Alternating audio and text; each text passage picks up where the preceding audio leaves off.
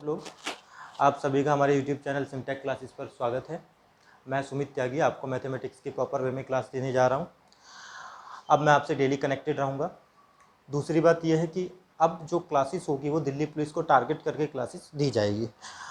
मैं 1 से 1.5 महीने में कोशिश करूँगा आपके मैथमेटिक्स को 15 नंबर का मैथमेटिक्स आना है दिल्ली पुलिस कांस्टेबल में, उस 15 नंबर को कंप्लीट कराने की कोशिश करूँगा, उसके सिलेबस को कंप्लीट कराने की कोशिश करूँगा विद इन ए 1.5 मंथ, यानी 1 से 1.5 महीने में। अब इसमें हम क्या क्या पढ़ेंगे? इसमें मैं आपका सिलेबस तो कंप्लीट कराऊंगा ही दिल्ली पुलिस को टारगेट करके। दूसरी बात, जितने भी एग्ज़ाम्स हुए थे दिल्ली पुलिस कांस्टेबल के, उसमें जो 15 नंबर का मैथमेटिक्स था, उसमें जो मैथ्स के क्वेश्चन थे उनको भी मैं आपको सॉल्व करके दिखाऊंगा। कहने का मतलब ये है कि हम दिल्ली पुलिस प्रीवियस ईयर के क्वेश्चन पेपर को भी सॉल्व करेंगे हफ्ते में 1 या 2 दिन, और साथ में हम उससे रिलेटेड जो हमारी क्लासेस है उसको भी हम फॉलो करेंगे, है ना। वन क्लासेस भी हम स्टार्ट करेंगे, जिसमें सीक्वेंस में आपकी क्लास चलेगी। तो सबसे बढ़िया है, आपके लिए अच्छा मौका है कि भाई पढ़ाई करो। बाकी हम सभी आपका साथ देने आ चुके हैं, और इस चैनल को ज़्यादा से ज़्यादा लोगों तक शेयर करो ताकि उनके पास भी इसका फ़ायदा पहुंच सके, ठीक है। और हम लोग भी आपको पूरा सपोर्ट करेंगे। अगर आपकी कोई भी दिक्कत परेशानी है तो वो कमेंट बॉक्स में बता दीजिएगा। आज मैं स्टार्ट करूँगा क्लास 1, जिसमें मैं आपको स्टार्टिंग से परसेंटेज पार्ट 1 स्टार्ट करूँगा और 5 या 6 पार्ट में मैं परसेंटेज को ख़त्म करूँगा। उसके बाद सीक्वेंस में प्रॉफिट लॉस पढ़ेंगे, CI ऐसे ही पढ़ेंगे, जो भी हमारे सिलेबस से रिलेटेड चीज़ें हैं। और मैंने बताया था मैं हफ्ते में 1 से 2 पेपर जो दिल्ली पुलिस कांस्टेबल के प्रीवियस ईयर के हैं वो भी मैं सॉल्व कराऊंगा, जिसको मैं वीक में 1 या 2 दिन में आपको सॉल्व कराऊंगा, है ना। 15 क्वेश्चन आते हैं, 15 के 15 क्वेश्चन को सॉल्व करने की हमारी अप्रोच क्या होनी चाहिए, वो सारी चीज़ें आपको बताएगी हम लोग। तो चलो स्टार्ट करते हैं, देखते हैं। आज हम पढ़ने जा रहे हैं परसेंटेज। प्रतिशत जो है वो सबसे इम्पोर्टेंट टॉपिक है पूरे मैथमेटिक्स। इसको हम 4 से 5 क्लासेस में ख़त्म करेंगे। जितनी भी शॉर्ट ट्रिक होगी वो भी सारी बताई जाएगी, लेकिन आज हम बस इसकी बेसिक बातें करेंगे, बेसिक डिटेल में इसके जाएंगे थोड़ा सा और सीखने की कोशिश करेंगे, है ना। प्रतिशत है क्या? 100 पर कोई चीज़ कैलकुलेट करना ही हमारा प्रतिशत है। प्रतिशत में हम लोग पढ़ेंगे क्या क्या, वो सारी चीज़ें देख लो भाई।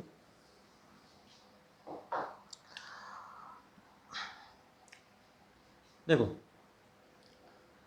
किसी भी फ्रैक्शन को, इसको हम कहते हैं भिन्न। किसी भी फ्रैक्शन को अगर आपको परसेंटेज में कन्वर्ट करना है, प्रतिशत में कन्वर्ट करना है, तो उसकी 100 से मल्टीप्लाई कर दी जाती है।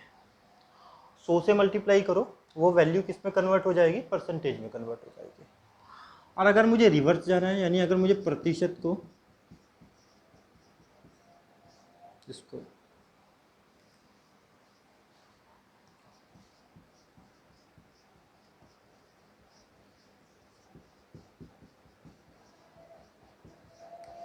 फ्रैक्शन में कन्वर्ट करना है, इसको मैं हिंदी में कहूँगा भिन्न। भिन्न किसे कहते हैं? जिसमें एक न्यूमरेटर होता है, एक डिनोमिनेटर होता है। तो मुझे उसकी 1/100 से मल्टीप्लाई करनी है, या फिर मैं कह दूँ 100 से उसको डिवाइड करना है। बस इतना ही याद रखना है, इसी से पूरा मैथमेटिक्स तुम्हारा कवर होगा। और देखना परसेंटेज का यूज़ कहाँ कहाँ होगा, यही है सारी चीज़ें। मेन चीज़ यही है, पूरे टॉपिक में हम यही पढ़ने जा रहे हैं। बस इसको याद रखो, भिन्न को प्रतिशत में बदलना है 100 से मल्टीप्लाई, प्रतिशत को भिन्न में कन्वर्ट करना है तो 1/100 से मल्टीप्लाई। कहने का मतलब ये है सीधी सीधी भाषा में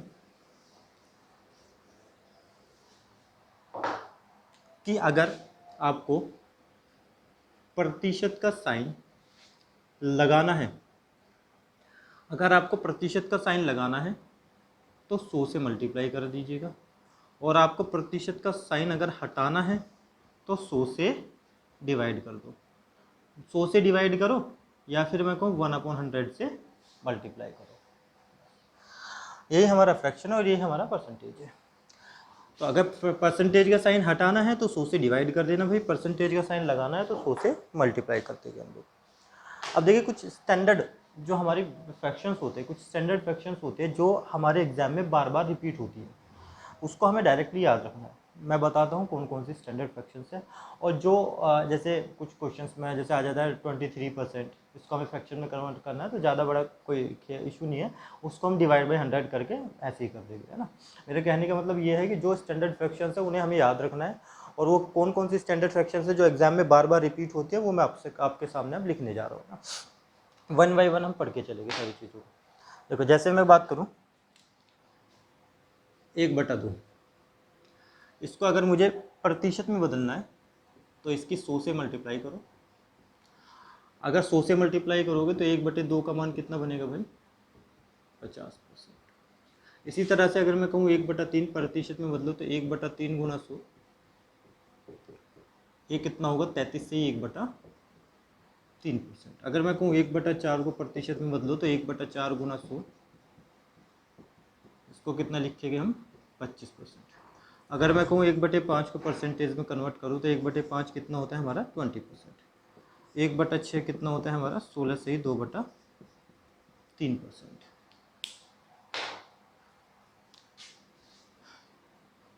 1/7 14 से ही 2/7%।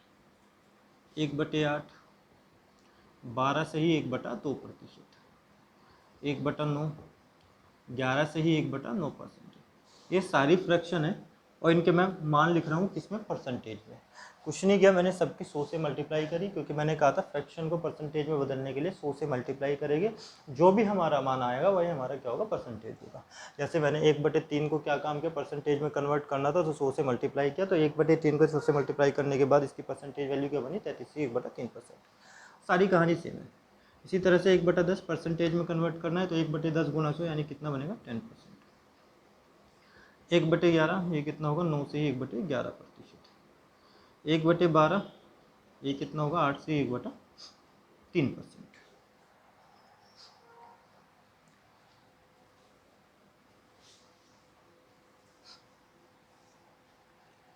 1/13 7 से ही 9/13%। 1/14 7 से ही 1/7%। 1/15 6 से ही 2/3%। 1/16 1/16 जो है वो 1/8 का आधा होता है। इस तरह से भी आप याद रख सकते हो कि भाई 1/8 का आधा यानी 12 का आधा 6, 1/2 का आधा 1/4, तो 6 से 1/4% है ना।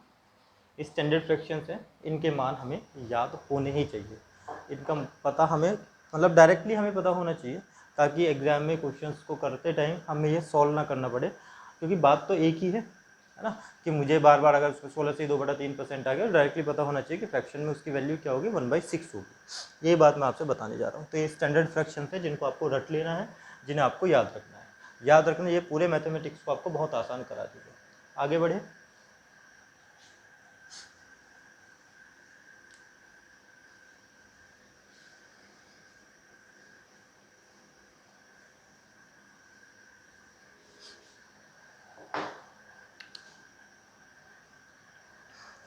अब देखो इसका फ़ायदा क्या है ना, कि हम ये सब कर क्यों रहे हैं, परसेंटेज और फ्रैक्शंस का मतलब क्या होता है, वो सारी चीज़ें समझते हैं थोड़ा सा। इसका फ़ायदा भाई ये है कि कहीं कहीं हमारा परसेंटेज काम करता है, कहीं कहीं हमें क्वेश्चंस को आसान बनाने में उसी का फ्रैक्शन जो है, उसी का जो दूसरा नाम है जिसको मैं कह सकता हूँ फ्रैक्शन, एक ही बंदा है लेकिन उसका जो दूसरा रूप है वो है फ्रैक्शन, उसको यूज़ करके हम उस क्वेश्चन को आसानी से सॉल्व कर सकते हैं। कहने का मतलब ये है कि परसेंटेज ऑफ फ्रैक्शन में ऐसा मतलब जैसे कोई भी एक बंदा है, ठीक है, इसका नाम, घर का नाम है राम और बाहर इसको कह देते हैं छोटू। तो मुझे ये बताओ कि बंदा कौन है, ये रहा बंदा। अगर मैं इसको राम कह के बुलाऊं तब भी ये आएगा, इसको अगर मैं छोटू कह के बुलाऊं तब भी यही बंदा आएगा, क्योंकि एक ही तो बंदा है, इसके दो अलग अलग नाम है। सेम कहानी हमारी परसेंटेज और फ्रैक्शन को डिटरमाइन करती है। परसेंटेज का जो परसेंटेज को हम किस फॉर्म में लिख सकते हैं, फ्रैक्शन के फॉर्म में भी लिख सकते हैं। यानी मैं ये कह सकता हूँ कि अगर मैं किसी भी दो गोले लेता हूँ इस तरह से, इसको मैं दो पार्ट कर देता हूँ, मैं कह रहा हूँ ये गोला जो है परसेंटेज में बताना है और इसको फ्रैक्शन में लेके चलते हैं। मैं कह रहा हूँ कि मुझे ये बताओ, ये वाला पार्ट, इसका जो आधा पार्ट है,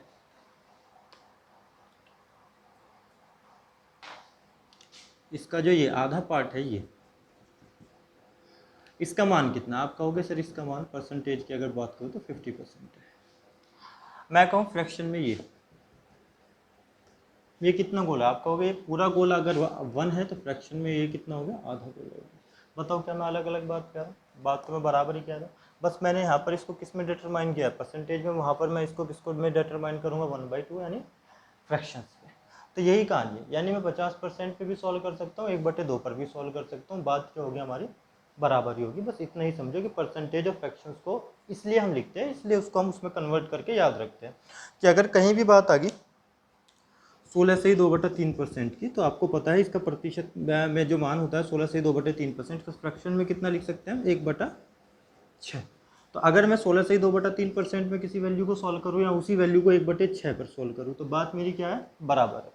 आई होप बात समझ पा रहे होगे। तो इसलिए हम फ्रैक्शंस को परसेंटेज और परसेंटेज को फ्रैक्शंस में स्पीड से कन्वर्ट करना सीखते हैं, और इसलिए हम इसको याद रखते हैं जो स्टैंडर्ड फ्रैक्शंस है ना। अब कुछ और फ्रैक्शंस है जिनको आपको याद रखना है। जैसे मैं बात करूँ अब 1/3, 33 से ही 1/3% भाई। 2/3, 66 से ही 2/3%।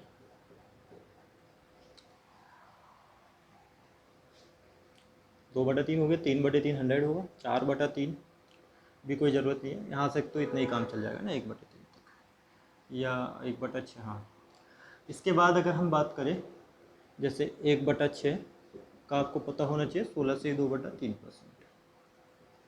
5/6 का आपको पता होना चाहिए, 5/6 होता है हमारा 16×5 = 83 1/3%, है ना। अब ये 83 1/3% कैसे आया, इसको सॉल्व करके एक बार देख लो। जैसे मुझे बेसिक फ्रैक्शंस का मान पता है, मैं भाई 5/6 को, एक तो तरीका वही है 5/6 × 100, है ना। इसको सॉल्व करूँगा, 2 से कटेगा, 2 से ये आ गया 3 और ये आ गया 50, 50 पंजे 250/3,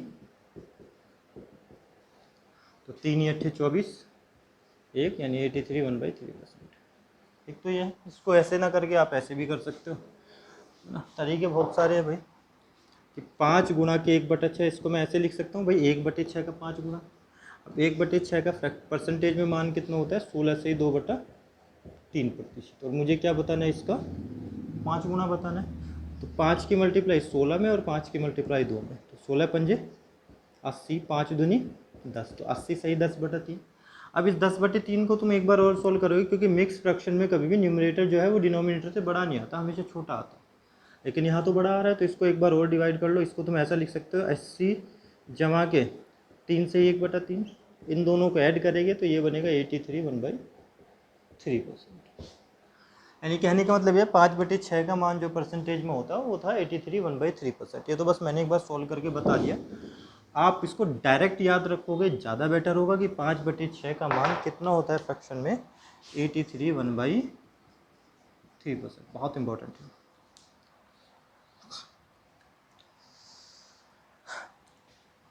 इसके बाद 1/7, इसको हम कहते हैं 14 से ही 2/7%, जो मैंने बताया था। 2/7 का मान याद रख लो भाई, ये होता है 28 से ही 4/7%। 3/7 बहुत इंपॉर्टेंट है, इसको हम कहते हैं 42 से ही 6/7%। वैल्यू आ जाती है, किसी संख्या को 42 से 6/7% बढ़ा दिया, तो याद रखना कि मैं क्या काम कर रहा हूँ, मैं उसको 3/7 बढ़ा रहा हूँ। 4/7 की हमें ऐसी कोई ज़रूरत नहीं है, 5/7 की भी ऐसी कोई ज़रूरत नहीं है, फिर भी चलो 5/7 को लिख लेते हैं। 5/7 सॉल्व नहीं कर लेंगे, मल्टीप्लाई 100 करके भी कर सकते हैं इसको, लेकिन 5/7 1/7 का मान होता है 14 से 2/7%। 5/7 का मान होगा तुम्हारा 14 पंजे 70, है ना, 5 दूनी 10 यानी 71 3/7%। एक बार सॉल्व करके देख लेना इस तरह से, 5 गुणा के 1/7, ये हमारा होगा हमारा 5 गुणा के 14 से ही 2/7%, तो 14 पंजे 70, 5 दूनी 10, तो 70 10 इतना बन गया। इसको अगर मैं आगे सॉल्व करता हूँ तो ये होगा 70 जमा के 1 से ही 3/7, और कितना बनेगा मेरा? इसको ऐड करके 71 3/7%। तो इसलिए मैंने कहा था डायरेक्टली 5/7 की वैल्यू कितनी होती है? 71 से ही 3/7%। आप सॉल्व करके मत देखना, आप इनको डायरेक्ट याद कर लेना, ज़्यादा बेटर होगा, है ना। ठीक है, ये बार बार रिपीट होने वाली चीज़ें हैं, इनको आप याद रखोगे ज़्यादा बेटर होगा डायरेक्टली, ठीक है ना। इसके बाद अगर मैं बात करूँ,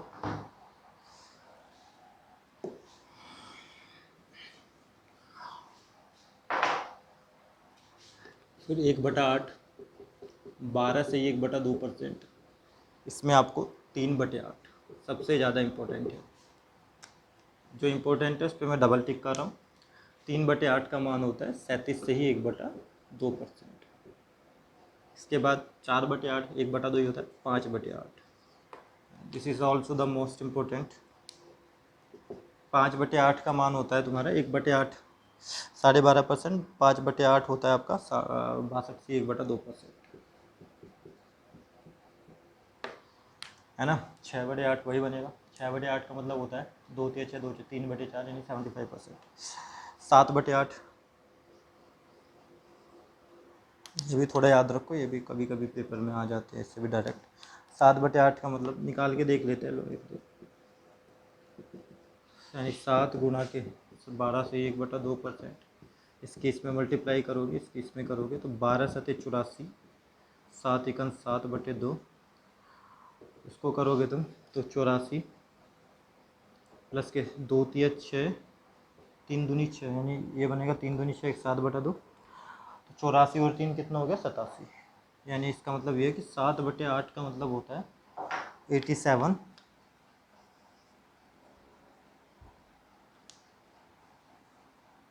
1/2%। इसको भी याद रख लेना भाई। तो 1/8 में हमारा ये सफिशिएंट है। इसके बाद अगर मैं आगे बढ़ूँ 1/9 पर चलूँ तो 1/9 का मतलब होता है 11 से 1/9%।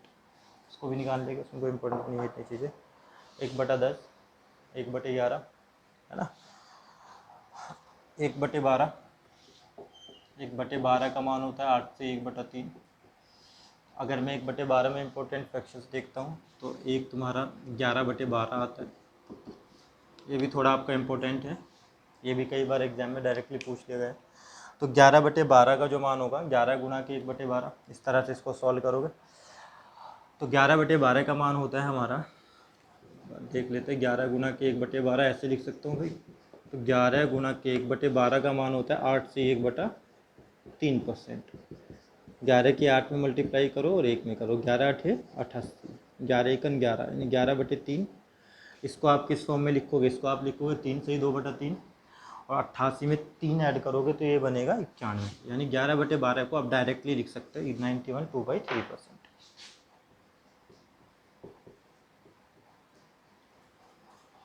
ठीक है। इसके बाद 13 में कुछ ऐसे इम्पोर्टेंट नहीं है। 14 की अगर मैं बात करूँ तो 14 में भी कोई नहीं, कुछ ऐसा इंपॉर्टेंट नहीं है जो आपको याद रखना। और अगर कुछ है भी, जैसे सपोज कुछ भी आए, मैं कह रहा हूँ कि 23% आ गई कोई वैल्यू, तो उसमें कुछ नहीं करना भाई, 23% को 23/100 ऐसे डिवाइड बाई 100 या मल्टीप्लाई 100 करके हम डायरेक्टली उस चीज़ को निकाल लेंगे।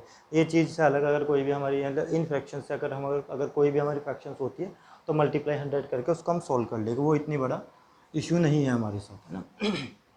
बाकी इन सब बेसिक चीज़ों को आप देख लेना। अब इनसे अलग क्या है वो देख लेते हैं हम। ये तो हमारे बेसिक फ्रैक्शंस थे। अब जैसे बड़ी बड़े परसेंटेज बन जाती है, जैसे मैंने कहा 116 से ही 2/3%, तो 116 से ही 2/3% को आप इस तरह से सॉल्व करोगे, 16 × 48 और 2 50, है ना। तो 16 × 48, 3 एकन 3, तो 348, और कितना हो गया 350/3, इतना परसेंट हो गया भाई। प्रतिशत हटाना है तो 350/3 गुणा के 1/100, सोल्व करोगे 0 से 0 खत्म, 5 सत्ते 35, 5 दूनी 10, 3 दूनी 6, तो ये बनेगा मेरा 7/6। इतना तामझाम ढूंढने की ज़रूरत नहीं है ना, ये तो बेसिक हो गया कि भाई प्रतिशत हटाना है तो 1/100 से मल्टीप्लाई करना है। अगर आपको बेसिक स्टैंडर्ड फ्रैक्शंस पता है तो आप इसको डायरेक्टली कर सकते हो कैलकुलेट, या फिर याद भी रख लो। आपको कुछ नहीं करना, आपको ना इनको 100 की टर्म में, 200 की टर्म में, 300 की टर्म में, है ना, एक परफेक्ट परसेंटेज की टर्म में इसको डिवाइड करना हम लोग को। जैसे 116 की बात करूँ तो मैं इसको 100 की टर्म में तोड़ लेता हूँ। इसको मैं ऐसे लिख सकता हूँ 100 प्लस के 16 से 2/3%। और 100 में अगर मैं 16 ऐड करूँगा तो 116 बनेगा। अब मैंने कहा था 100% का मान फ्रैक्शन में कितना होता है भाई 1। 16 से 2/3% का मान कितना होता है 1/6। तो 1 प्लस के 1/6 का मतलब है 1/1 से 1/6, जिसको मैं लिख सकता हूँ 7/6। ठीक है, यहाँ से आपकी एक चीज़ और क्लियर होगी, ये जो मिक्स फ्रैक्शन होती है, इनके जो बीच में ये जो साइन होता है, ये प्लस का साइन होता है हमेशा। बच्चे गलती करते हैं, इसको मल्टीप्लाई का साइन बताते हैं, जो कि सरासर गलत होता है हमारा। अगर मैं बात करूँ 2 से 2/3 की, तो इसके बीच में जो होगा ना, ये हमेशा प्लस का साइन होगा, ना कि मल्टीप्लाई का साइन। अगर मैं ऐसे लिख रहा है कहीं पर 2 प्लस के 3 प्लस के 1/7, तो मैं इसको ऐसे जोड़ के लिख सकता हूँ 5 जमा के 1/7, यानी इसका मतलब ये है 5 से 1/7। हमेशा बीच में प्लस का साइन होता है, ये याद रखना। आगे बढ़ते हैं। तो ये बड़ी परसेंटेज है, अगर आपको स्टैंडर्ड फ्रैक्शंस आती है, स्टैंडर्ड परसेंटेज आती है ना, तो आप उस बड़ी से बड़ी चीज़ को भी बिना कैलकुलेट किए ऐसे मेंटली आप सॉल्व कर सकते हो। और देख लेते हैं भाई, जैसे मैं कहूँ 666 सही 2/3%, इसको मैं ऐसे लिखूँगा 600 प्लस के 66 सही 2/3%। अब 600% का मान कितना होता है भाई 6, 66 सही 2/3% का मान कितना होता है 2/3, यानी 36 18 और 2 20/3 इसका मान आएगा। आई होप बात को समझ पा रहे होगा। अभी आपको थोड़ा बोरिंग सा लग रहा होगा, लेकिन अगर ये सीख गए तो समझना परसेंटेज में कुछ भी नहीं बचा, फिर आराम से आप डायरेक्टली सॉल्व कर लोगे। मैं बहुत छोटे छोटे बेसिक यानी आपको डायरेक्ट शॉर्टकट भी सिखा दूंगा। और ये भी याद रखना कि जो मैं मेथड्स बताऊंगा, जो मैं तरीके बताऊंगा, और जितने भी यूट्यूब पर मैथमेटिशियंस हैं, तो जिनका सबसे बेस्ट, जो इनका सबसे बेस्ट तरीका होता है, जो सबसे बेस्ट अप्रोच होती है, मैं वो अप्रोच सिखाने की आपको पूरी कोशिश करूँगा ना। ये तो देखो बेसिक चीज़ें हैं, इनका तो आप कहीं भी अगर कभी भी अगर आप अर्थमेटिक या मैथमेटिक्स पढ़ना शुरू कर रहे हो ना, तो इसको तो आपको इसी तरह से सीखने में फ़ायदा है। ठीक है, अब बताने को तो इस तरह से भी कह सकता हूँ कि भाई 10% का मतलब होता है 1/10, या फिर मैं कहूँ उसको 0.1, है ना। फिर हम उसको मल्टीपल फ्रैक्शंस ले सकते हैं, या फिर हम उसका पॉइंट्स में डेसिमल्स तक में जा सकते हैं ना। तो बहुत सारी चीज़ें सीखने के लिए, तो वो धीरे धीरे आगे चल के सीखेंगे। अभी हमें 15 नंबर पे फोकस करना है, और 15 नंबर पे फोकस करने के लिए हमें जो चीज़ उसके लिए स्पेसिफिक है उसी पर हम कॉन्सेंट्रेट करेंगे। जब हम अलग से मतलब जब एसएससी वगैरह की अगर मैं बात करूँगा, तो उसमें ये सारी चीज़ें तो होगी ही, एडिशनल क्या पढ़ सकते हैं, एक्स्ट्रा क्या पढ़ सकते हैं, वो सारी चीज़ें हम उसी समय पढ़ेंगे। अभी फ़िलहाल हम दिल्ली पुलिस को और जितने भी उससे रिलेटेड एग्जाम्स है, जैसे ग्रुप डी वगैरह हो गया, उनको फोकस करके मैथ पढ़ रहे हैं ना। तो ज़्यादा ये नहीं है कि ज़्यादा हाई लेवल की चीज़ें पढ़ेंगे, जब हाई लेवल की चीज़ें पढ़ाने का टाइम आएगा तब उसको पढ़ाएंगे। आपको हाँ एक फ्रैक्शन और याद रखनी है, परसेंटेज 57 से 1/7%, ये भी बहुत इंपॉर्टेंट है, जिसको हम कहते हैं 4/7। ये सब आपको याद रखना है, यानी ये सब आपको ना टिप पर होना चाहिए। जैसे मैं कहूँ 57 से 1/7% का मतलब कितना होता है 4/7। मैंने कहा 16 से 2/3% कितना होता है 1/6। सोचने में भी टाइम नहीं लगना चाहिए कि मैं 16 से 2/3% कहूँ या 1/6 कहूँ, बात क्या होगी बराबर ही होगी। ठीक है, तो एक तरीका तो था हमारा मल्टीप्लाई 100 और मल्टीप्लाई 1/100 करके हम किसी भी फ्रैक्शन को परसेंटेज में कन्वर्ट कर सकते हैं, परसेंटेज को फ्रैक्शन में कन्वर्ट कर सकते हैं। अब इसके 2 से 3 तरीके और हैं, तरीके तो काफ़ी सारे हैं, लेकिन 2 से 3 चीज़ें और हैं जिसको जो हमें पता ही होना चाहिए, है ना, और उसको और सीख लो एक बार।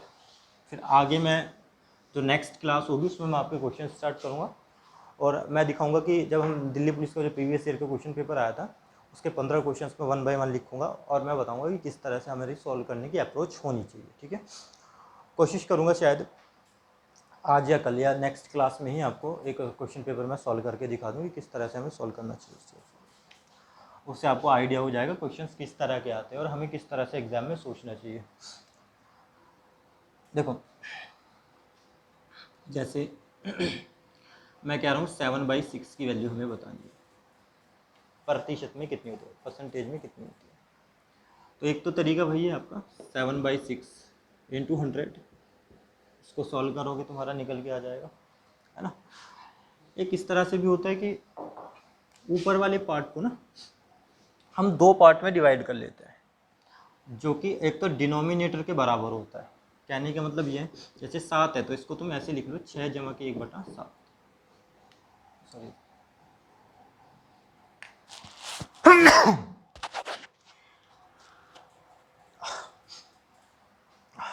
देखो भाई 7/6 उसको तुम्हें दो पार्ट में तोड़ना है, 6 प्लस के 1/6, कोशिश करना है नीचे वाले पार्ट के एक पार्ट बराबर हो। अब इसको मैं इस तरह से लिख सकता हूँ कि भाई 6/6 जमा के 1/6, 6/6 को मैं लिखूंगा, इसको जब काटोगे तो ये बनेगा 1 प्लस के 1/6। अब तुम्हें पता है 1 का मान कितना होता है परसेंटेज में 100%, प्लस के 1/6 का मान कितना होता है 16 से ही 2/3%। अगर मैं इनको ऐड करूँगा तो ये बनेगा 116 से ही 2/3%। ठीक है, तो मल्टीप्लाई 100 करके कैलकुलेशन से आप बच गए हो।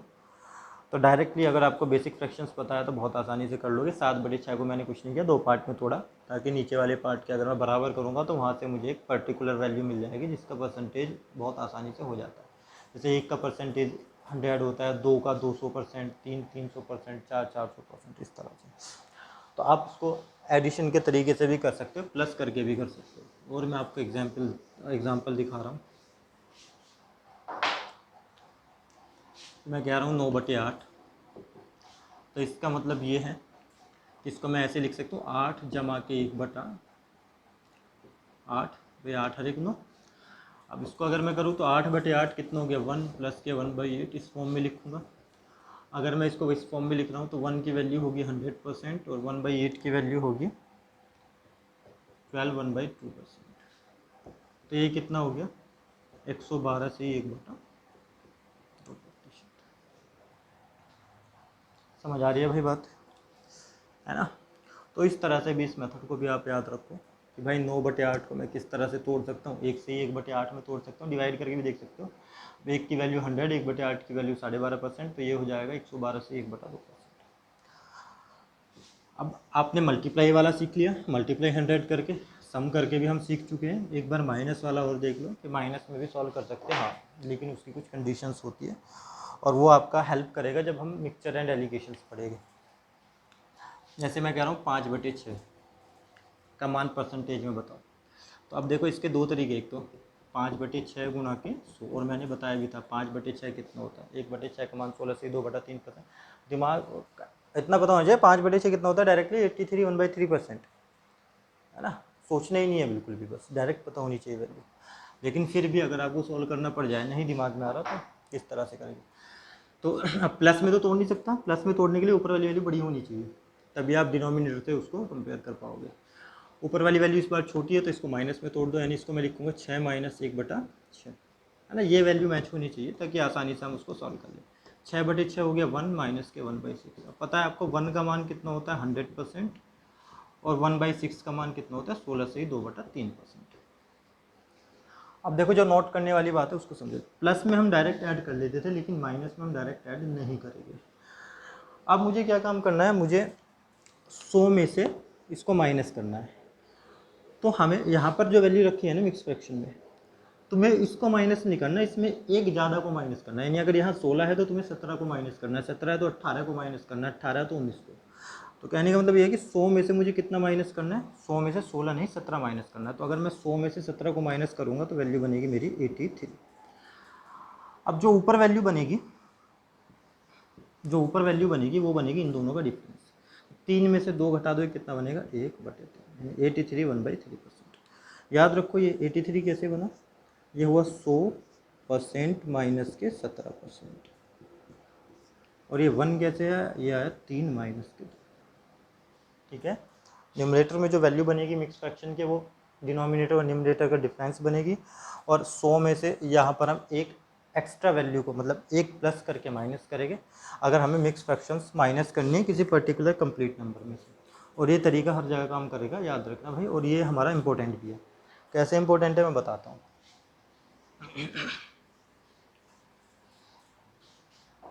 ये ऐसे इंपॉर्टेंट है जैसे आपकी एक वैल्यू आ गई यहाँ पर 25%,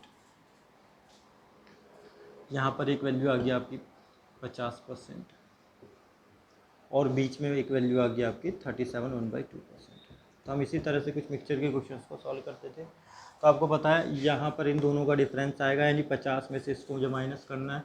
तो बहुत से बंदे तो कैलकुलेशन करेंगे, लेकिन अगर तुम्हें पता है कि हम किसी भी कंप्लीट नंबर को अगर माइनस करते हैं तो किस तरह से करते, 50 में से 37 माइनस नहीं करना, 38 माइनस करना है, तो 12 बचेगा, 2 में से एक गया 1 और डिवाइड बाई 2 यानी 12.5%। समझ आ रही है बातें? अब अगर इन दोनों का डिफरेंस लेता हूँ तो डायरेक्टली 37 में से 25 माइनस कर दो तो कितना बनेगा हमारा, 25 12 सही 1/8। इस तरह से वैल्यू बनेगी, ठीक है, 12.5 1:1 की वैल्यू बनेगी ना। तो आई होप बात समझ में आ चुकी होगी कि अगर हम कब किसी कंप्लीट नंबर में से किसी मिक्स फ्रैक्शन को माइनस करते हैं तो एक एक्स्ट्रा करके माइनस करते हैं। जो तरीका है वो मैंने आपको बताया था। जैसे मैं आपके सामने एक एग्जांपल और ले रहा हूँ, जैसे 6/7।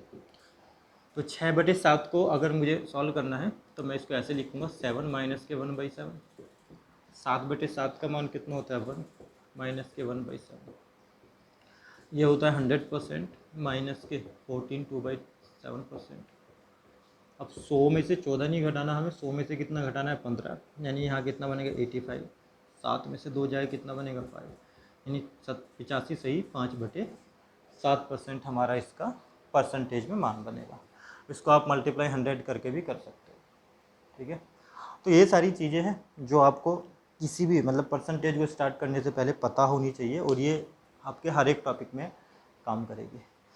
अब मैं नेक्स्ट टाइम आपके क्वेश्चंस कराने स्टार्ट करूँगा, 1 बाय 1 हम क्वेश्चंस लेके चलेंगे, और मैं कोशिश करूँगा नेक्स्ट टाइम आपको एक क्वेश्चन पेपर भी सॉल्व कराऊंगा ना। इसमें आपको पता चलेगा कि दिल्ली पुलिस का जो लास्ट टाइम पेपर हुआ था उसमें किस तरह से क्वेश्चंस पूछे गए थे, और उसमें हमें सॉल्व करने के लिए क्या हमारी अप्रोच होनी चाहिए। तो ये वीडियो भाई ध्यान से देखना, क्योंकि अब मैं डायरेक्टली सॉल्व करने की कोशिश करूँगा। जितने भी शॉर्टकट है वो यहाँ से बने थे, और यहाँ से सारी चीज़ें समझ में आती है ना। मिलते हैं नेक्स्ट वीडियो में, तब तक के लिए टेक केयर।